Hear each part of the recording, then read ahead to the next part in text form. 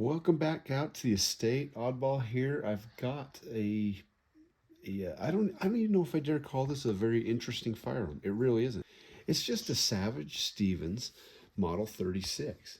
This is a super basic gun, no frills, but the thing, it works and it's a shooter. Now, one thing that this gun has that most guns don't nowadays, it actually has a metal trigger guard. Now, it is a pot metal, I believe. I don't believe that's machined or milled from looking at it. That is injection molded. But it is metal nonetheless, and that seems to be very rare. You can take this thing apart with a quarter. We're going to take this rifle apart as far as I dare and just see how this thing works. In 1968, they started doing a letter, A through E, and then a 6-digit serial number. I don't think it'll pick up with the camera we have, but on this barrel, there is a number 7. They didn't start doing that until after 1978. I'm going to guess that this gun is early 1980s. That really is just a shot in the dark. It's naked. It is naked. It's a captive screw. This was an economy gun. Now, one thing I love about economy guns from back in the day is just this right here. Wood stocks are awesome. There's just something about them. I think a AR-15 should have a wood stock. That's just me.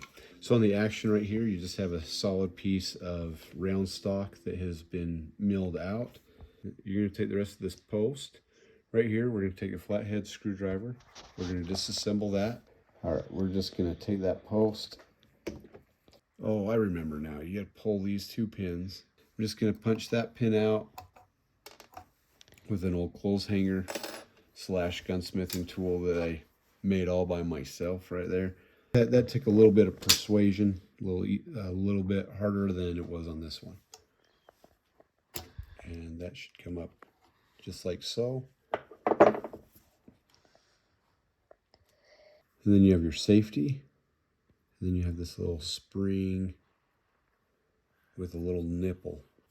That little nipple rubs up against those little detents right there that are milled into the back of this thingamajigger. I don't know what you call that. And that's what holds that safety in place. There's 2 little detents. And now we have these 2 screws right here that we're going to remove. Now that we have that screw off, we can pull off this cap back here. That is just an injection molded metal. Nothing fancy, but it works. You should be able to just slide this action out.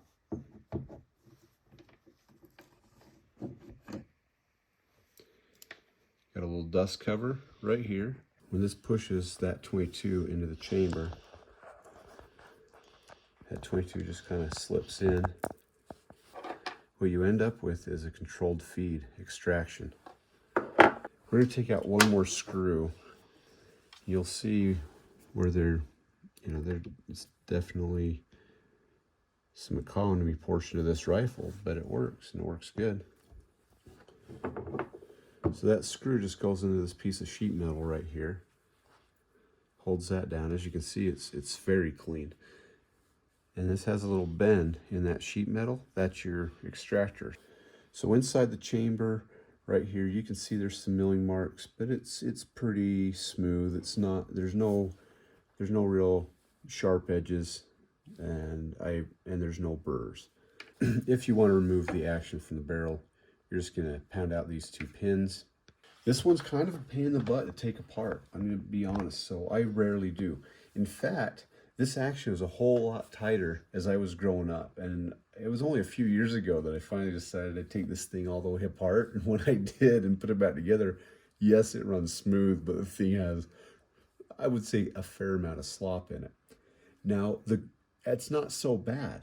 For one, it's a budget gun, but for 2, it kind of attested to the fact that this thing shot for 30 years before ever even really being cleaned, aside from just trying to clean the points that you could access, like the barrel and this portion of the chamber. When the bolt is up, it locks that firing pin into place, and that firing pin cannot move forward. Bring that bolt down, and now that pin can move forward.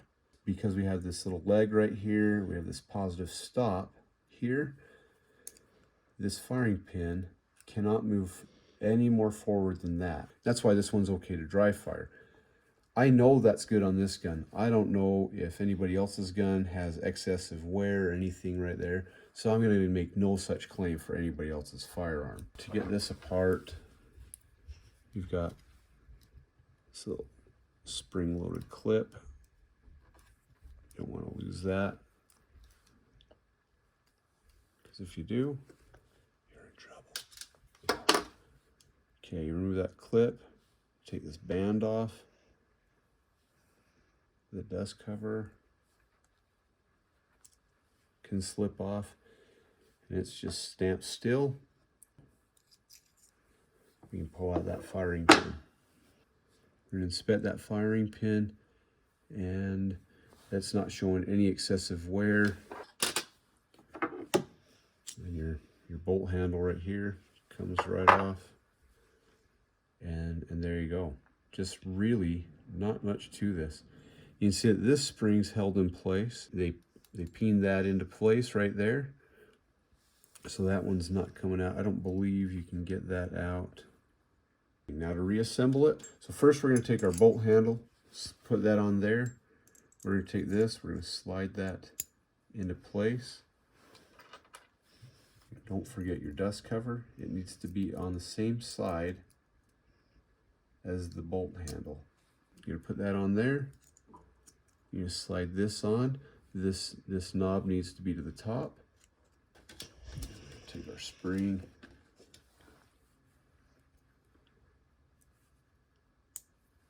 Our bolts now back together.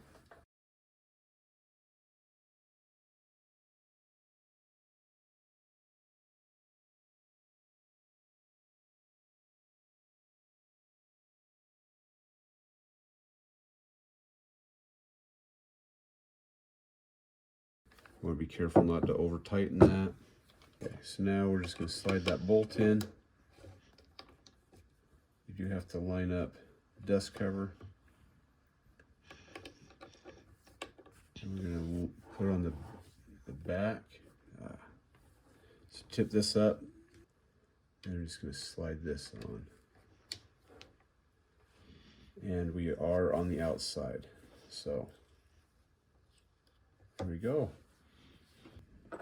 This pin on that screw, right here on that rear screw, that detents into this portion right here. And that's what holds everything into place.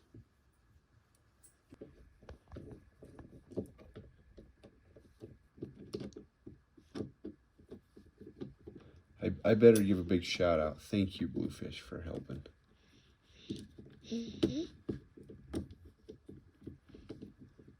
This one is a pain in the neck. So now you need to make sure that nipple is pointed towards these grooves right here. You're going to clip that on just like so.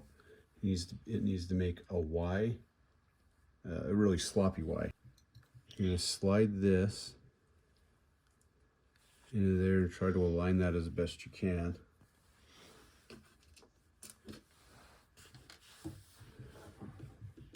This is where the fun begins. Are you sure? It's not that it's hard to do, you just need to make sure that that spring-loaded clip and that nipple is lining up inside of there. And then you just gotta shift this around until that hole lines up. So that one you're gonna have to tappy tap into place. Where's that other pin? Okay. This one's the easy one to get in. Or was. Yeah, that one just Pops right in there. pops right in. We're good to go. We're gonna put that post back on and then reattach it to the stock.